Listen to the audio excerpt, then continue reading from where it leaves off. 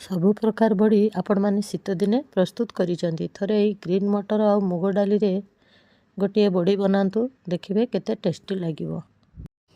ମୁଗ ଡାଲିକୁ ପ୍ରଥମେ 2-4 ଥର ଭଲକି ଧୋଇ ଦେଇଛି, ତାପରେ 2 ଘଣ୍ଟା ପାଇଁ ଭିଜେଇ ନେଇଥିଲି। ତାର ପାଣିକୁ ଆମେ ଦେବା ନାହିଁ, ଖାଲି ମୁଗ ଡାଲିକୁ ଆମେ ଗ୍ରାଇଣ୍ଡ କରିବା।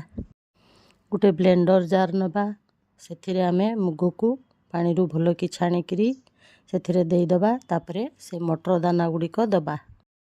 ତାପରେ ଧନିଆ ପତ୍ର ଟିକେ ଦେଇଦେବା, ଆଉ କଞ୍ଚା ଲଙ୍କା ଦେଇଦେବା, ଆଉ ଅଦା ଆଉ ହେଙ୍ଗୁ ଟିକେ ଦେଇ ତାକୁ ଗ୍ରାଇଣ୍ଡ କରି ନେବା। ପାଣି ଆଉ ଆଦୌ ଦେବା ନାହିଁ।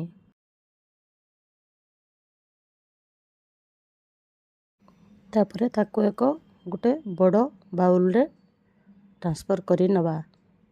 ତାପରେ ତାକୁ ଆମେ ଭଲକି ହାତରେ ଫେଣେଇବା। ଭଲକି 5ରୁ 7 ମିନିଟ୍ ଏହାକୁ ଆମେ ଫେଣେଇବା। ଫେଣେଇଲା ଫଳରେ ଏ ବେଟରଟା ବହୁତ ପୁରା ସଫ୍ଟ ହେଇଯିବ, ଆଉ ହାଲକା ଫୁଲକା ହେଇଯିବ, ବଡ଼ି ଦେବା ପାଇଁ ଇଜି। 5ରୁ 7 ମିନିଟ୍ ଏହାକୁ ଫେଣେଇଲା ପରେ ଏହା ଫୁଲି ଆସିଲାନି, ତ ଡବଲ ହେଇଗଲାନି, ତ ଏହାକୁ ଆମେ ଗୋଟେ ଜରିକୁ ଟ୍ରାନ୍ସଫର୍ କରିଦେବା। ତ ବଡ଼ି ଦେବା ପାଇଁ ରେଡ଼ି ହେଇଯିବ।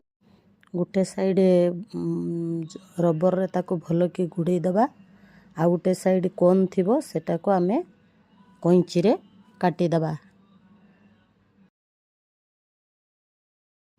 ଗୋଟେ ଥାଳି ନେବା, ସେଥିରେ ଆମେ ସୋରିଷ ତେଲ ଦେଇ ତାକୁ ଭଲକି ଗ୍ରୀସ୍ କରିଦେବା, ଆଉ ସେଥିରେ ବଡ଼ି ପକାଇବା ଗୋଟେ ଗୋଟେ। ମୁଁ ଟିକେ ଏଇଠି ଛୋଟ ଛୋଟ ବଡ଼ି ପକାଉଛି, ଆପଣ ଚାହିଁଲେ ଟିକେ ବଡ଼ ସାଇଜ୍ ବି ବଡ଼ି ବନେଇ ପାରିବେ। ତ ମୁଁ ଗୋଟେ ଥାଳିର ତ କରିଦେଇଛି, ତ ଆଉ ଗୋଟେ ଥାଳିରେ ବି ମୁଁ ଏମିତି ପକାଇଦେବି। ଟୋଟାଲ୍ ମୁଁ 2ଟା ଥାଳିରେ ଏମିତି ବଡ଼ି ପକାଇ ଦେଇଛି। ତ ଆପଣମାନେ ବି ଏମିତି ବଡ଼ି ପକାଇ ପାରିବେ। ଗୋଟେ ପଲିଥିନ୍ ସାହାଯ୍ୟରେ ତା ଭିତରେ ସବୁ ବେଟରକୁ ଭରି ଦେଇ ତାକୁ ଗୋଟେ କାଟି ଏମିତି ଥାଳିରେ ଗ୍ରୀସ୍ କରିକି ବଡ଼ି ଆପଣମାନେ ବି ଦେଇପାରିବେ। ଦେଖିପାରୁଥିବେ ମୁଁ କେମିତି ଦେଉଛି ବଡ଼ି। ମୁଁ ଅଳ୍ପ ବନେଇଛି ବୋଲି ଏତିକି ହେଲା, ମାତ୍ର 2ଟା ଥାଳି। ଆପଣମାନେ ଚାହିଁଲେ ବି ବହୁତ ବନେଇ ପାରିବେ, ଆଉ ବେଶୀ ଦିନ ରଖିପାରିବେ ଖରାରେ ଶୁଖେଇକିରି। ତ ଏହାକୁ ଆମେ ଖରାରେ ଶୁଖେଇ ଦେବା। 2-3 ଦିନ ଶୁଖେଇ ଦେଲା ପରେ ବଡ଼ି ପୁରା ଶୁଖେଇକି ବହୁତ ସୁନ୍ଦର ହେଇଯିବ। Thanks for watching. Like and subscribe.